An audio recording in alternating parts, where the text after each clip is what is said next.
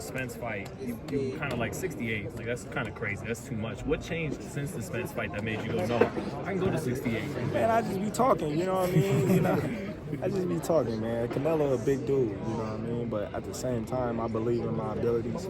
He's a heavy dude, but he's not a big guy. Like, he's 5'8", I'm 5'8", you know what I mean? My arm's longer than his, you know? So that fight would be good, you know what I mean? What's the status on the rematch between you and Spence? And if so, man, you wasn't here earlier. Yeah, I know. I was out there getting the boat. What do you think, Terence? Is it a case though where it's like, I can handle that heat if he lands, or he's just not going to land it if you guys fall? Well, you're gonna get hit in the fight. You know, that's one thing we all know. And I believe in my abilities, and I believe in myself that I can handle anything that any fighter brings at me or throw at me. You know, I gotta be able to believe in myself if I'm gonna get in the ring with you. I can't go in the ring thinking, oh man, if this guy hit me, he's gonna knock me out, or if this guy hit me, he's gonna break my ribs. So, you know, I wouldn't even entertain a fight if I felt like, you know, that would be a fight where I couldn't hold up if I was getting punched on or anything. Now, you know, if he was talking about Deontay Wilder or something, like, just man, that dude been not hit me. Yeah, so, what is your opinion about like the heavyweights like Wilder, Joshua? They will share like main card over Middle East. What do you think about that? Man, that's good. That's good. You know, those guys going over there and, you know, the Middle Eastern guys is putting on hell of a shows. You know, they making it a big event, and I think that they showing us in the United States, you know, a blueprint of the type of event that we should be doing surrounded by boxing.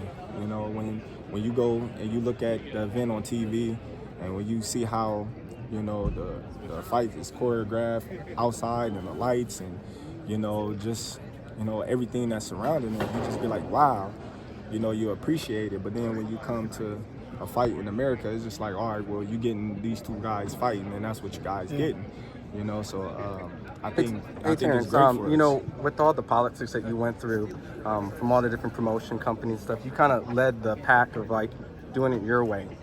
Shakur is obviously underneath your wing, and there's obviously promotional things from like maybe if he wants a Tank fight or a Devin fight. What does those conversations go like when you talk to Shakur about making those fights that, you know, took you forever that you finally achieved? Well, I just tell him it take time. It take time to make those type of fights, especially when you guys is on two different playing fields. You know, one top rank, one, you know, signed with Al Heyman, and they not doing business right now. So you just gotta be smart and let everything pan out and play out how it's gonna do, and everything else will fall in suit. Hey, Terence, next week we have a big fight between Andre and Benavidez. Man, who you got now? Where you been at, man? You can't keep asking me all this. Tyson Fury versus Alexander Usyk is the fight that the boxing needs in this moment. You said Tyson Fury and Alexander Usyk is the fight that boxing needs? Yeah. I wouldn't say it's the fight that boxing needs, given the fact that Tyson Fury has a very large name, and, you know, not too many people follow Usyk, but Usyk is a very talented fighter, and I feel like that's the fight that the heavyweight division needs to solidify one undisputed champion. And I feel like, you know, the fight that boxing needs is the fights that's going to make the most sense and the fight that the fans want to see. I think that's what the fights that boxing needs right now. Given all the stuff with the sanctioning bodies and the scripting you, have you ever thought about just saying, you know what, I'm not paying any more sanctioning fees going forward?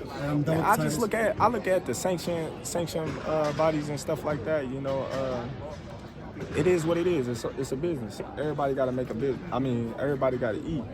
You know, I'm not, you know, opposed to, you know, them eating. It's just how they eat. Like, you know, you take a percentage for these fighters and they fighting for their life. You know, I feel like as if, you know, we should get a bonus for winning the championship. Like, where in any other sport in the world do they have to pay to be champion? You know, that's unheard of. You know, it's normally you get a bonus when you win. Like, so I'm against it, but you know, it's been around so long that us fighters coming up, we want to be champions so long, so bad that it just go over our head. until we get to a certain position in the sport where, you know, it matters. That 3% matters, you know. Hey, Do you think Terence. about winning a title in the 4th weight class? Well, it's history. It's history. But like I always say, you know, the champion makes the title. You know, you got a lot of champions out here that people don't even know.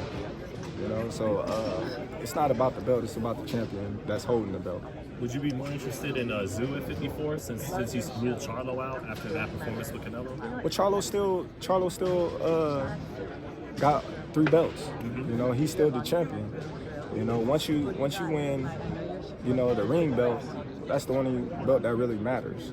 You know, I can lose all my belts right now and still have the ring belt, and they can fight for them belts, and it wouldn't matter what they fight for because they only going to be recognized as a 2nd-tier champion, and the #1 champion is going to be the ring magazine champion. So the Charlo fight, you still like that option?